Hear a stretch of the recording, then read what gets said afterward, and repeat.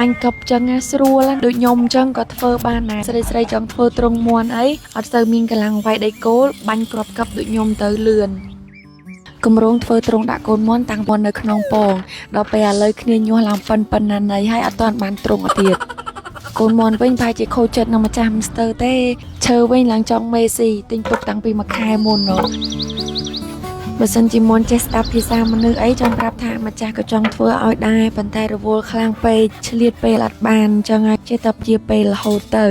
តែឥឡូវនេះចាប់ផ្ដើមឆ្លៀតពេលធ្វើរេពេលតនេក៏ធ្វើពេលរវល់ក៏ទុកចោលសិនបើសិនជាអត់ឆ្លៀតទេអត់បានរួចទេឃើញធ្វើត្រង់ឈើមុំតំចំណាប់ចំនួននឹងមិនមែនចំលក្ខណៈអាជីវកម្មអីគ្រាន់តែចំទុកនៅក្នុងផ្ទះទុកគ្រាន់រំដោះមហូបឬក៏ជួបជុំបងប្អូនបងទានម្ដងម្កាលអីចឹងឯងមកបាក់ទៅរកគេ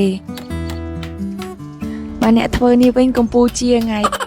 គិតគូឡើងចំណាប់ចំនួនពោះប្រវាយដាក់ប្រមាណទុកកពស់ប្រមាណតែមានណាដល់ពេលកាត់ហើយជាក់ស្ដែងឡើងទៀបកជ្រែកអញ្ចឹងទៅត្រូវវាស់បដូរកពស់ឲ្យខ្ពស់ជាងមុនបើសិនជាទៀបពេកពេលមាន់ជួសមកយើងសម្អាតអត់បានស្អាតទៅវាធំក្លិនហើយធ្វើឲ្យមាន់យើងនឹងឈឺតែមានឈឺមួយហើយមកត្រង់នឹងទៅទាំងអស់ហើយឆ្លងដល់មាន់ផ្សេងទៀតចឹងហើយត្រូវកែខៃឲ្យហើយការពារប្រសើរជាងព្យាបាលអាកាសធាតុស្រុកយើងឥឡូវចាប់ផ្ដើមប្រែប្រួលមកក្តៅខ្លាំងវិញពេលត្រជាក់ហួសឡើងរួញប្រេះមុខប្រេះមាត់អស់ដល់ពេលក្តៅវិញអូនបាច់និយាយធ្វើការបែកញើសអីនៅអត់ចង់បានទេមានអារម្មណ៍ថាជ្រីប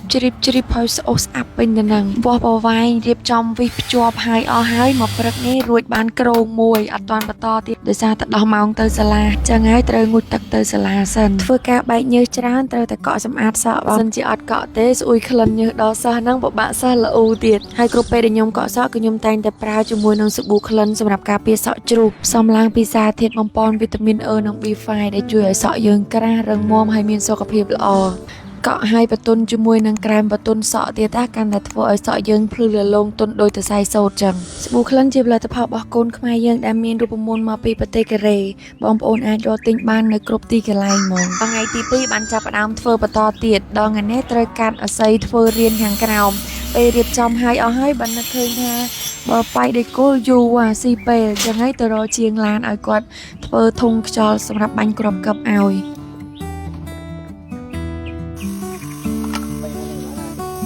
ពេលទៅដល់បានជាងឆ្នៃឲ្យដូចចិត្តទៀតស្រាលស្រួលប្រើមែនតើពេលបាញ់កប់ចឹងណាស្រួលណាស្រី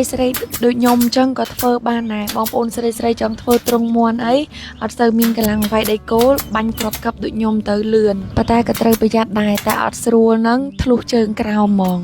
រៀបអស័យបាញ់ធ្វើរនៀបហើយអស់ហើយមានអារម្មណ៍ថាអូយស្មើស្អាតល្អដូចក្រែគេអញ្ចឹងចង់បដូរពីរៀនមាន់ទៅជា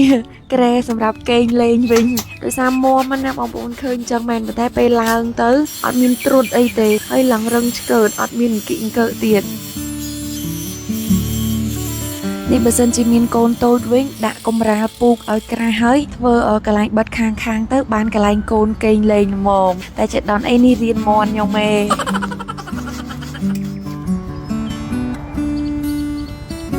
ចាប់ត្រឹមប៉ុណ្្នឹងសិនដោយសារអត់ទាន់គិតឃើញថាត្រូវដាក់សំណាញ់ឬក៏ដាក់អីផ្សេងទៀតទេ